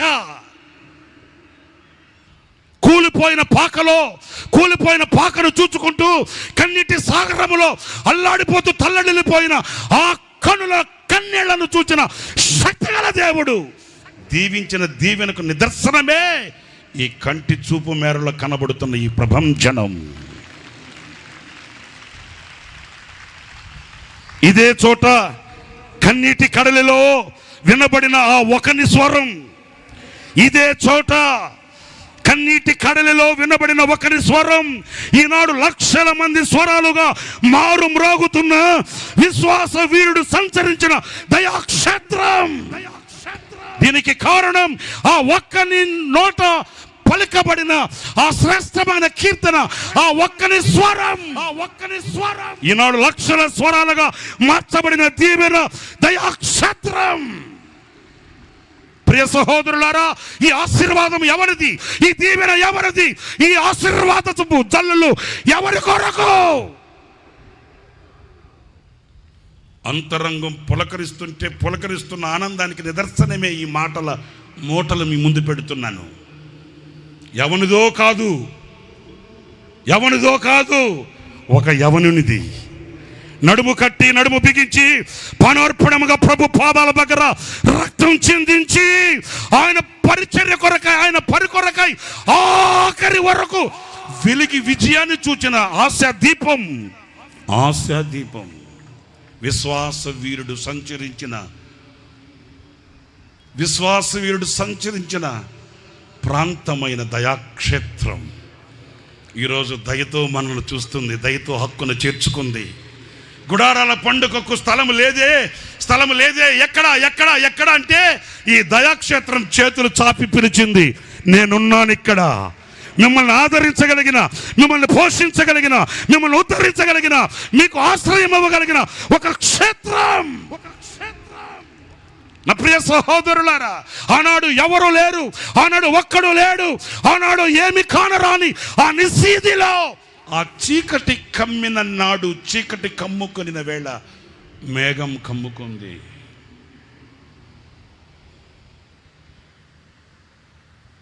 ఆ చీకటిలో ఒక స్వరమే వినబడింది. ఆ ఒక్క స్వరం ఈరోజు ప్రపంచమంతా వినబడుతుంది. హల్లెలూయా. వింతలు కొలిపిన గొంతు. ఎవరిది ఈ గొంతు అని అడగరని నాకు తెలుసు. ఆ కృప కలిగిన గొంతు ఈనాటికి నీ ప్రపంచాన్ని తట్టి లేపుతుంది. ఇది ఒక ప్రభంజనం. హల్లెలూయా. రాబోవు దినాలలో ప్రపంచాన్ని కమ్మబోతున్న అగ్ని జ్వాల వంటి పరిచర్య ధర్మం. ఇదిగో ఆ చీకటి కమ్మిన నాడు, మబ్బు కమ్మిన నాడు, ప్రియులారా, నిరీక్షణను గుండెల్లో పెట్టుకొని చావైనా రేవైనా ఆనుకుని ఉన్నాను నీ మీదే. బ్రతికితే నీ కొరకు, చావైతే నీ కొరకు అని ఆయన పాదాలు పట్టుకున్న పాదాలని విడవకుండా, అదిగో నేను చెప్తున్నాను కదా, పిలిచిన దేవుడు నమ్మదగినవాడు, పిలిచినవాడు నా ప్రియుడు, పిలిచినవాడు చెయ్యి విడువడు. ప్రియులరా, చూడండి, ఒక మాట చెప్తాను. అద్దం పగిలితే శబ్దం వస్తుందండి. హలో, అద్దం పగిలితే శబ్దం వస్తుంది, కానీ గుండె పగిలితే నిశ్శబ్దమైపోద్ది. వేదన కలిగితే, బాధ కలిగితే మనసులో ఉన్న మనుషులకు చెప్పుకోగలుగుతాం, కానీ మనసులో ఉన్న మనుషులే గాయాన్ని రేపితే ఇంకెవరికి చెప్పుకుంటామండి. వింటున్నారా నేను చెప్పే మాట? వేదన కలిగితే, బాధ కలిగితే మనసులో కొందరు ఉంటారండి, వాళ్ళతో చెప్పుకుంటామండి. మరి ఆ మనసులో ఉన్న మనుషులే గాయపరిస్తే ఇంకెవరితో చెప్పుకుంటామేంటి? నీకు ఎట్లా తెలుసండి ఇంత ఖచ్చితంగా చెప్తున్నారు అంటారేమో. నమ్ముకున్న వాళ్ళు అమ్ముకుంటే వదకు తేబడిన గొర్రెపిల్లలా వెళ్ళిన యోసేపు చరిత్ర మనకు చెప్పట్లేదా?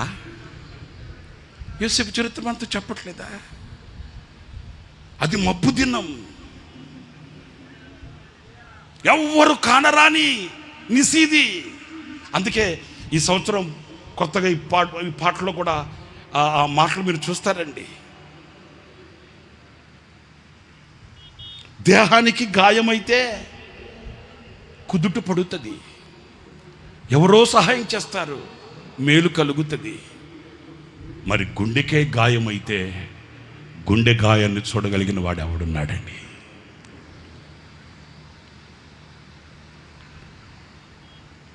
ఆ గుండెకు కలిగిన గాయమే ఒక గేయం. ఆ గేయమే ఈ సంవత్సరానికి మనందరికీ ఒక పాఠం.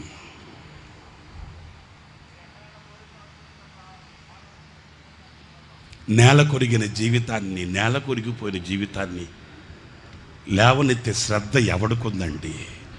ఫలించే చెట్లకు వెళ్ళి ఫలాలు చూస్తారు, కానీ వాలిపోయిన మొక్కను పట్టించుకునే నాదుడు ఎవడున్నాడండి?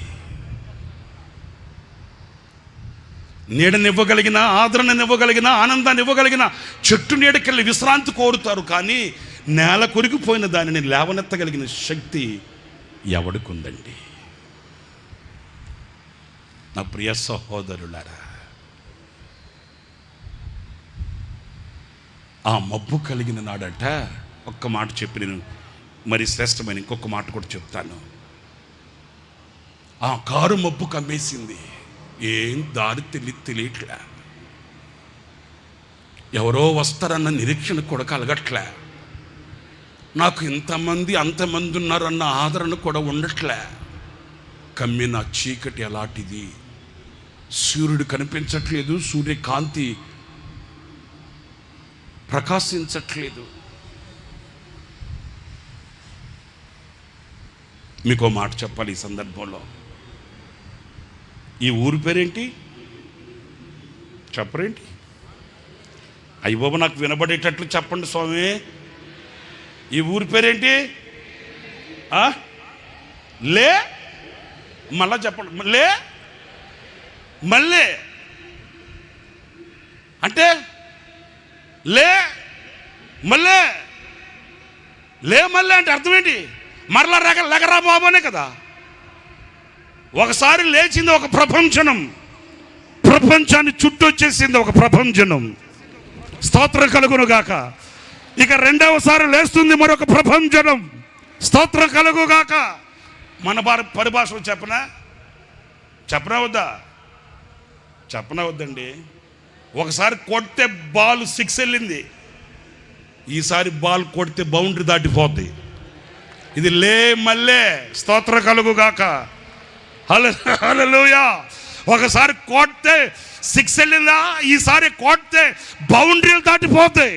ఒకవేళ మీలో కొంతమంది అబ్బో అంటారేమో, ఇంత నిరీక్షణతో చెప్తున్నానంటే బ్యాటింగ్ చేసేది నా యేసయ్య. కొట్టాడు. ఒకవేళ నేను బ్యాటింగ్ చేస్తే ఎట్లుంటుందో నాకు తెలియదు, కానీ బ్యాటింగ్ చేసేది నేను కాదు.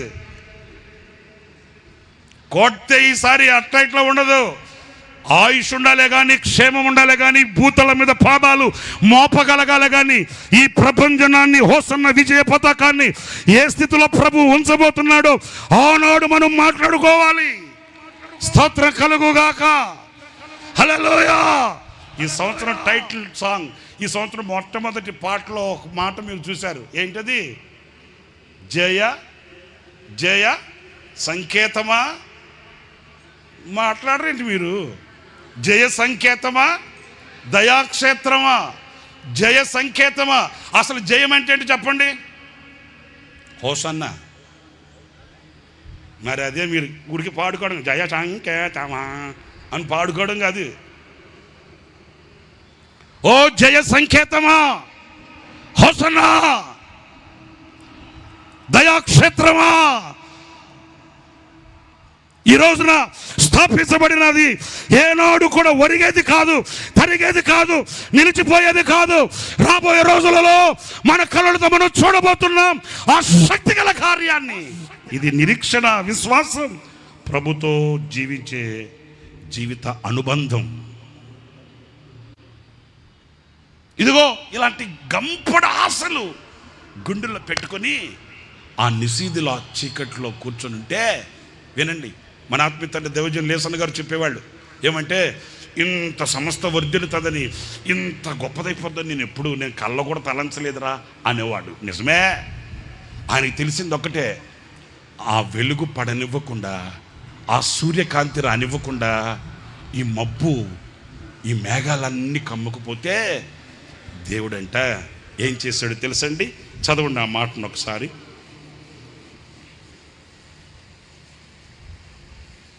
యోబు గ్రంథం 37వ అధ్యాయం, యోబు గ్రంథం 37వ అధ్యాయం 21వ వాక్యం చదువుతారండి. ఉన్నతమైన మేఘములలో ప్రకాశించు ఎండ ఇప్పుడు కనబడకున్నను, గాలి మేఘములను ఈ వాక్యాన్ని వినండి.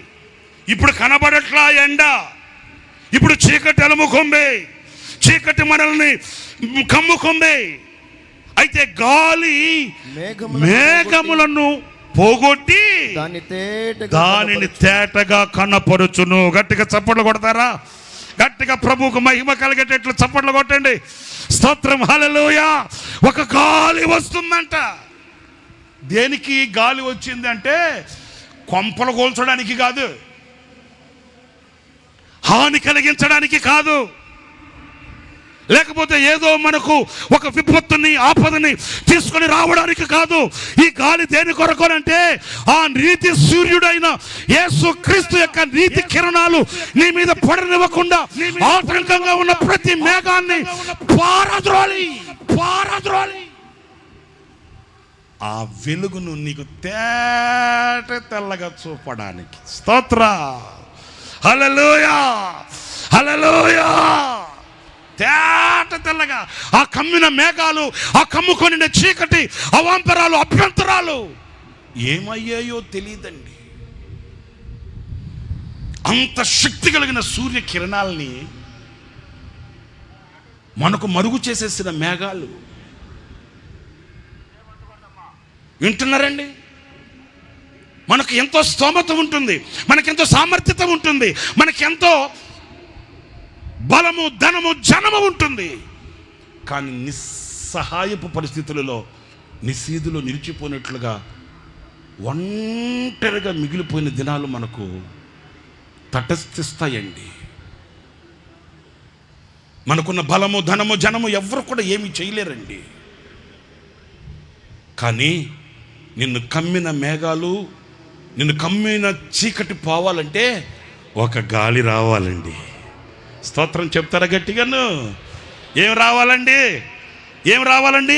గాలి. ఆ గాలి వచ్చి ఏం చేసిందో తెలుసా? ఈ కమ్మిన మేఘాలని ఈడ్చి కొట్టిందేమో.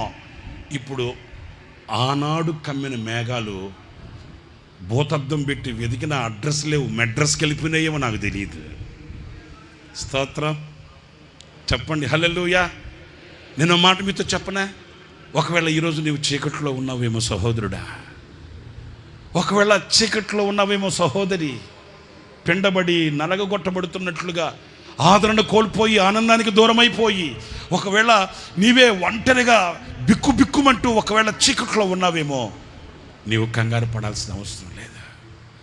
ఈ రాత్రి నువ్వు ప్రభుతో మాట్లాడు. ఈ గుడారాల పండుగ చివరి రాత్రి నా దేవుడు నీ కొరకు ఒక గాలిని పంపబోతున్నాడు. నా దేవుడు ధనాగారంలో నుంచి ఓ గాలిని నీ కొరకై ఆయన పంపబోతున్నాడు. ఆయన పంపే ఆ ధనాగారంలో నుంచి వచ్చిన ఆ గాలి నీకు చీకటిని కలిగించిన, చేదుని ముట్ట చెప్పిన ఆ మేఘాల్ని తరిమి కొడుతుంది. ఈ ఆటంకంగా ఉన్న మేఘం ఇక నీ కంటికి కనబడదు. ఆ ప్రకాశమానమైనటువంటి ఆ సూర్య కాంతిని నువ్వు కళ్ళతో చూడగలుగుతావు. ఆనందగానాలతో నువ్వు ప్రభు కొరకే స్వరమెత్తి పాడుతూ ఆనందిస్తూ నీ గమ్యానికి నువ్వు చేరుకోగలుగుతావు. హల్లెలూయా. ఒకవేళ ఏ బాధ చేత నీ గుండె విసిగిపోయి ఉందో, కుటుంబ సమస్యలా, వ్యక్తిగత అనుభవాలా, లేకపోతే వ్యాపారమా, చేతి పనులా, ఉద్యోగమా, చదువుల రంగమా, ఏ విషయంలోనైనా ఒకవేళ నీవు చీకటిలో ఉన్నట్లుగా మబ్బు కమ్మిన అనుభవాలలో ఉన్నట్లుగా ఉంటే, ఇదిగో మీకు ఒకటే నిరీక్షణకు ఆస్పాదం. మరలా రిపీట్ చేస్తాను, మీరు విశ్వసించడానికి నిరీక్షణ ఆస్పాదం ఒక్కటే. ఈ జనసంద్రాన్ని చూడండి, ఈ జనసంద్రాన్ని చూడండి. మేఘాలను మాయం చేసి, మేఘాలను పారద్రోలి, ఆ సూర్య కాంతిని ప్రకాశింపచేసి ఇంత దీవెనకరమైన వర్షాన్ని కురిపించి పంటను పండించిన ఆ సర్వశక్తి గల దేవుడే నీవు నమ్మిన దేవుడు, నీవు ఆరాధించుచున్న దేవుడు, నీవు కొలిచే దేవుడు, నీవు చేతి దేవుడు, దండం పెట్టే దేవుడు. ఈ రాత్రి ప్రభువా, ఆనాడు మా పితరులకు చేశావు, ఇదిగో ఆనాడు మా ఆత్మీయ తండ్రి బ్రతుకులలో నీవు అలాంటి అద్భుతాలు చేశావు. ఈ రాత్రి నేను కోరుకుంటున్నానని, రాత్రి నువ్వు కోరుకోగలిగితే నిశ్చయముగా మబ్బు తొలగిపోతుంది, వెలుగు నీ మీద ఉదయిస్తుంది, నీ బ్రతుకు ప్రకాశమానంగా ఉంటుంది. మీకు 3 విషయాలు చెప్తూ వచ్చాను. ఎందుకు గాలిని సృష్టించాడు, ఎందుకు గాలిని విసరచేస్తాడు, ఎందుకు గాలిని తన ధనాగారంలో పెట్టుకుని ఉన్నాడు. మొదటిది చెప్పాను, శత్రువుని హతమార్చడానికి. 2, నీ అవసరతలు తీర్చడానికి. 3, ఏం చెప్పాను, శోధనను తప్పించడానికి. ఇంకొక మాట కూడా నేను మీతో చెప్తాను. అదేంటంటే, పరిశుద్ధ గ్రంథంలో మనం చదువుతాము. అది యేసుక్రీస్తు ఆయన ఆరోహణమై వెళుతున్న సమయం అండి. అందరు జాగ్రత్తగా వినాలి, నా వైపు చూడాలి. ఆయన ఆరోహణమై వెళుతున్నప్పుడు ఆ క్షణాన ఆశ్చర్యంగా చూస్తున్నారు శిష్యులంతా. దేవదూత వచ్చింది, ఓ గలిలయ మనుషులారా, ఎందుకు మీరు ఆశ్చర్యపడుతున్నారు? ఇప్పుడు మీ మధ్యలో నుంచి కొనుపోబడుతున్న ఈయనే మరలా మీ కొరకు వస్తాడు, అధైర్యపడకండి అనే ధైర్యాన్ని వాళ్ళు ఆలకించారండి. అయితే ఇప్పుడు నేను మీతో చెప్పాలనుకున్న మాట ఏంటంటే, ఆయన ఆరోహణమై వెళుతూ ఏం చెప్పాడు? ఇదిగో మీరు యెరూషలేములోనికి వెళ్ళి మీరు వాగ్దానము చేయబడిన ఆ ఆత్మను పొందే అంతవరకు, తండ్రి యొద్ద నుంచి వచ్చే ఆ అభిషేకాన్ని పొందే అంతవరకు మీరు యెరూషలేమును విడువక కనిపెట్టి ప్రార్థన చేయండి.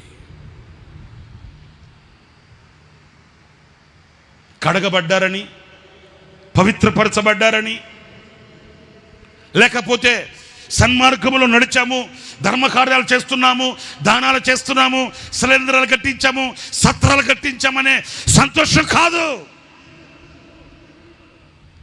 మీరు యెరూషలేముకు వెళ్ళి పైనుంచి శక్తి పొందే అంతవరకు కూడా మీరు కనిపెట్టి ప్రార్థన చేయండి. ఏం చేయాలంటండి? అందరు చెప్పండి. కనిపెట్టి ప్రార్థన చేయండి. మీకు శక్తి కావాలి. మీరు యూదయ, సమరయ, గలిలయ ప్రాంతాలలో నా కొరకై మీరు సాక్షిగా ఉండాలంటే మీకు శక్తి కావాలి. ఈనాడు మీరు పొందుకున్న శక్తి కాదు, ఈనాడు మీకున్న మనస్సు కాదు, ఈనాడు మీరు నడిచే మార్గం మాత్రమే కాదు, సర్వసత్యంలోనికి వెళ్ళాలి. మీకు శక్తి కావాలి. అందుచేత మీరు యెరూషలేముకు వెళ్ళి కనిపెట్టి ప్రార్థన చేయండి, పైనుంచి శక్తి పొందేంత వరకు అని ఆయన ఆజ్ఞాపించాడు. స్తోత్రం చెప్పండి. ఎవరు చెప్పారు ఈ మాట? ప్రభువు చెప్పాడు. సరేనండి, ఈ చరిత్ర మనందరికీ బాగా తెలుసు కనుక ఒక మాట చెప్తాను. ఆ పిదప వారంతా వెళ్ళి పెంతెకోస్తు పండుగ నాడు అందరూ కూడా ఒక మేడగదిలో లేక ఒక చోట అందరు కూడుకొని ఉన్నారంట. ఈ చరిత్ర మీకు బాగా తెలుసు. కాకపోతే సందర్భానుసారంగా నేను మీతో చెప్తున్నాను. వాళ్ళంతా ఒక చోట కూడుకొని ఉన్నప్పుడు వాళ్ళు ఏం ఆలోచించి ఉంటారు? ఎక్కడ సభలు పెడదామా, కన్వెన్షన్స్ పెడదామా, క్రూసైడ్స్ పెడదామా, మరి కన్వెన్షన్స్ పెడితే భోజనాలు పెడదామా, రొట్టెలు పంచుదామా? ఇవి కాదు వాళ్ళ ఆలోచన. మరి ఇక్కడికి మీరు వచ్చి ఇప్పుడు మీరు ఏం ఆలోచిస్తున్నారో నాకు తెలియదు, కానీ ఇప్పుడు ఇంతమంది ఇక్కడ కూడి ఉంటే ఇన్ని మనస్తత్వాలు ఉన్నట్టే కదా. ఎవడి మనసులో ఏముందో నాకేం తెలుసేంటి? మనస్సు మర్మములు ఎరిగిన మహనీయుడు ఆయన కదా, ఆయనకి తెలియాలి, నాకేం తెలిసేంటి? కానీ ఆనాడు వారందరూ ఒక చోట కూడి వారి అందరి మనస్సు ఒకటేనండి. స్తోత్రం చెప్పండి ఒకసారి. చూడండి, ఇప్పుడు మీలో కొంతమంది స్తోత్రం చెప్పలేదు అంటే వాళ్ళ మనసు ఎక్కడ లేదు. బ్యాగ్ పందిరిలో పెట్టొచ్చాను, ఆ బ్యాగ్కి నన్ను అప్పగించుంటే బాగుండే మాట, ఆవిడ మనసు బ్యాగులో ఉంది. వాళ్ళకి ఫోన్ చేసి రమ్మన్నాను, వాళ్ళు ఇంకా రాలేదు. ఓయ్ కానుకలు పట్టేవాళ్ళు, వాలంటీర్స్ కూర్చోండి అక్కడ, కూర్చోండి అక్కడ, కూర్చోండి అక్కడ. అవసరం లేకుండా కొంతమంది చాలా అవసరంగా వచ్చేస్తారు ముందుకి. కూర్చో. కొందరి మనసు అలా ఉంటుందండి. మరి వాళ్ళ మనసేమో ముందుగా వెళ్ళిపోయి నిల్చుంటే బాగుంటుంది కదా అని వాళ్ళ మనసు. వీళ్ళేంటి ఎర్ర సొక్కలు వేసుకుని మధ్యలో వీళ్ళు వచ్చేసారంటే మీ మనసు. మీరేంటి ఆడవైపు చూస్తున్నారని నా మనసు. ఎవడు మనసు ఆడిది. కానీ ఆనాడు ఆ గదిలో కూర్చొని ఉన్న వాళ్ళ మనసంతా ఒకటే.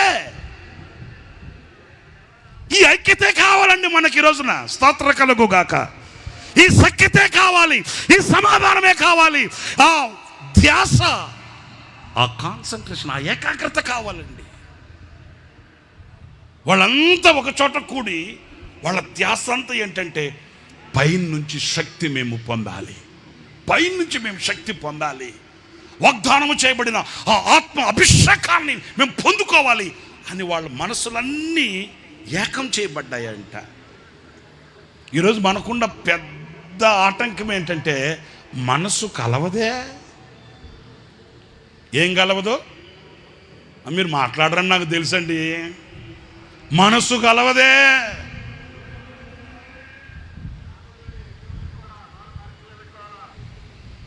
ఒకవేళ నలుగురు ఒక పని చేస్తున్నా ఆ నలుగురులో ఐదో వాడు ఆ నలుగురు చేసే పనిని విమర్శించేవాడే కానీ సహకరించేవాడు కాడే. ఈ రోజున యూట్యూబ్ తెరచి చూడండి, ఫేస్బుక్ తెరచి చూడండి, సోషల్ మీడియా తెరచి చూడండి, ఎటు వెళ్ళినా ఎటు చూసినా ఈ వైరుధ్యాలు, ఈ విమర్శలే కానీ కలవరే, ఐక్యం అవరే, ఒక తాటి మీదకి రారే. కుటుంబపు వ్యవస్థలో ఈ రోజున ఈ ఐక్యత పనిచేయట్లేదే. భార్యాభర్తలు ఇద్దరు మనసులు కలవే. ఇద్దరు భార్యాభర్త, ఇద్దరు పిల్లలు, నలుగురు మనసులు కలవవే. నా ప్రియమైన సహోదరులారా, క్రీస్తు కలిగిన దేశముగా మన దేశం మారాలంటే క్రైస్తవులు ఏకం కావాలి, క్రైస్తవుని మనస్సు ఒకటవ్వాలి, క్రైస్తవుడితో సహకరించాలి, క్రీస్తు మనస్సుని లోకానికి చూపగలగాలి. ఆనాడే క్రీస్తు కలిగిన దేశాన్ని చూడగలుగుతాం.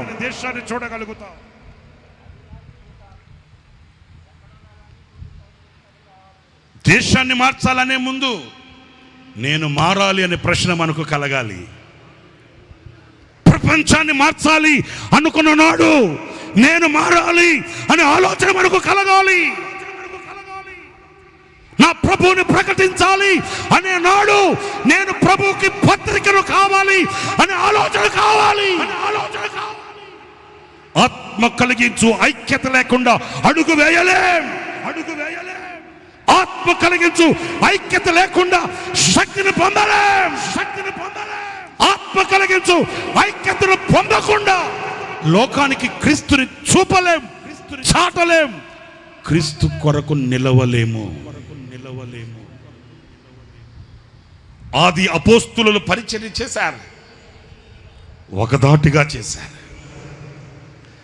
క్రీస్తుకి సంఘానికి పత్రికలై సంఘానికి పునాదులుగా మార్చబడ్డారు.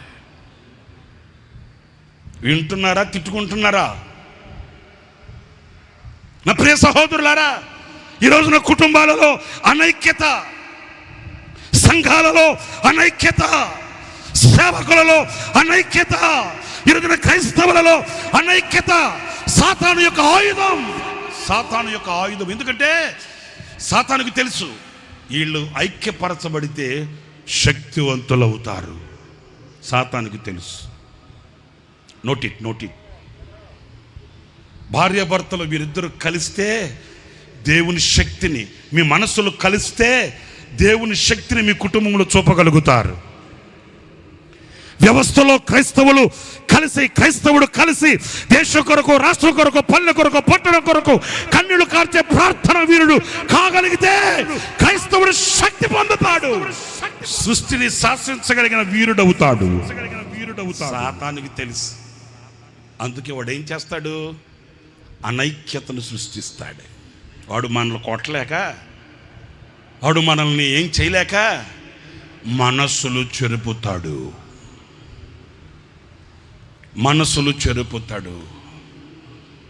మనస్సుని కట్టండి, ఐక్యంగా నిలవండి. వారందరూ ఒకచోట కూడుకొని ఉన్నప్పుడు మీకు బాగా తెలుసు. అపోస్తుల కార్యాల గ్రంథం 2వ అధ్యాయం, అపోస్తుల కార్యాల గ్రంథం 2వ అధ్యాయం మొదటి వాక్యం దగ్గర నుంచి చదువుతారండి. పెంతెకోస్తు పండుగ దినము వచ్చినప్పుడు అందరూ ఒక చోట కూడి ఉండిరి. అప్పుడు వేగముగా వీచు బలమైన గాలి. గట్టిగా చప్పట్లు కొట్టండి. గట్టిగా అందరూ ఏక మనసుతో చప్పట్లు కొట్టండి. ఏక భావనతో, ఏక హృదయంతో చప్పట్లు కొడుతూ ప్రభుని స్తుతించండి. వారందరూ ఒక చోట కూడి ఉండగా వారందరి మీద ఒక గాలి, ఏ గాలి? శక్తినిచ్చే గాలి. ఏ గాలి? వాక్కునిచ్చే గాలి. ఏ గాలి? బూది గంతముల వరకు వారిని సాక్షిగా నిలపగలిగిన శక్తిని ప్రసాదించే ఓ గాలి. నిశ్చయముగా ఈ రాత్రి కూడి ఉన్న మీ అందరి మీద గాలి వీచునుగాక. అగ్ని కణముల వంటి శక్తి కలిగిన అభిషేకం మీ మీదకి దిగవచ్చునుగాక. నాలుకలు విభాగించబడినట్లు ఆనాడు ఆది అపోస్తుల దినములలో కుమ్మరించబడిన పరిశుద్ధాత్మ శక్తి ఈ రాత్రి మిమ్మల్ని ఆవరించునుగాక. శక్తి కలిగిన దేవుని గాలి మీ మీద విసురునుగాక. వారికి వాక్ శక్తి. ఒకరిని ఒకరు విమర్శించుకునే శక్తి కాదు. ఒకడిని ఒకడు కృంగ తీసుకునే శక్తి కాదు. ఒకడిని ఒకడు చంపుకునే శక్తి కాదు. ఒకరికి ఒకడు దూరం అయిపోయే శక్తి కాదు.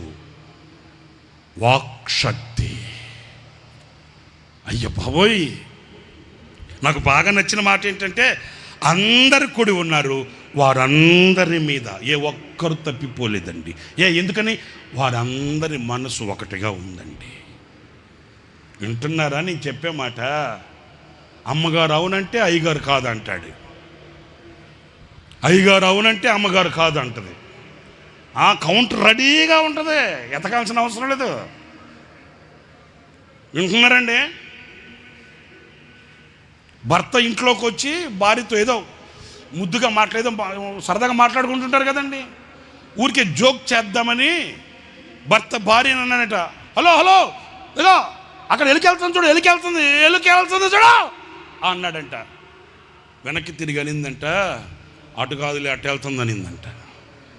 అసలు అతను చెప్పిందే ఒక అబద్ధం అంటే కౌంటర్ ఇవ్వడం రెడీగా ఉంటుంది ఆ అమ్మ.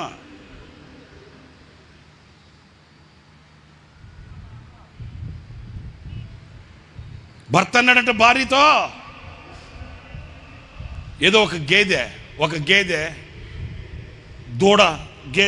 దూడ రెండు వాకిటి దగ్గర నిలబడి ఉంటే సరదాగా భార్యతో అన్నాడట, ఇదిగో మీ అమ్మగారు మీ నాన్నగారు వచ్చిన చూడు అన్నాడట. వెంటనే అనిందంట, అత్తమ్మ మామయ్య ఎప్పుడు వచ్చారు మీరు అనిందంట. పడింది మనోడికి కౌంటర్. ఫర్ ఎగ్జాంపుల్ చెప్తున్నానండి. నో, అలా కాదు. మీరు శక్తివంతులు కావాలి. మీ కుటుంబం శక్తి కలిగిన కుటుంబం కావాలి. మీ సంఘం మీ సంఘం శక్తి కలిగిన సంఘం కావాలి. నీవు ఒక శక్తి కలిగిన క్రైస్తవుడు కావాలంటే మనస్సు ఏకం కావాలి, శక్తి పొందుకోవాలి. ఆ శక్తిని ఇవ్వడానికి బలమైన గాలి ఆ గదిలోకి వచ్చి కమ్ముకుందంట. ఇంకా వాళ్ళందరూ శక్తి పొందుకుంటే ఇక చూడండి బాబా, వింత కలిగింది, ప్రజలకు వింత కలిగింది. వాళ్ళంతా కూడి వచ్చి ఏమంటున్నారు తెలుసా? అయ్య బాబోయ్, ఇంకా జామైన కాలేదు, వీళ్ళు ఏమొత్తు తాగారు అంటే వాళ్ళకి ఆశ్చర్యాన్ని కలిగించే ఒక శక్తి.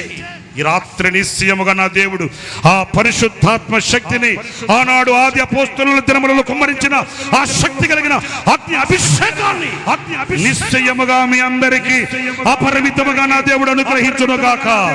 ఒక్కొక్కరిని ఆయన దర్శించును గాక. ఒక్కొక్కరి మీద ఆయన కాలి విసురును గాక. ఈ శక్తి కలిగిన అభిషేకం నిశ్చయముగా నా దేవుడు మీ ఒక్కొక్కరికి అనుగ్రహించును గాక. ఆమేన్ చెప్పండి. అందరు ఆశించిన వాళ్ళందరూ ఆమేన్ చెప్పండి. ఆశించిన వాళ్ళందరూ కోరుకోండి. ఆశించిన వాళ్ళందరూ ప్రార్థించండి. అలాగే కళ్ళు మోయండి, అలాగే చేతులెత్తండి. ప్రభువా, నీ శక్తితో నింపు, నీ అపరిమితమైన శక్తితో నింపు. అగ్నితో నన్ను కాల్చు, అభిషేకించు, నన్ను అభిషేకించు. అడగండి, నోటు తెరిచి అడగండి ప్రభువుని. నోటు తెరిచి అడగండి. ఆనాడు ఆ గదిలోనికి ప్రవేశించిన పరిశుద్ధాత్మ శక్తి, ఆనాడు గదిలో ప్రవేశించిన ఆ గాలి నిశ్చయముగా నీ మీద విసురునుగాక.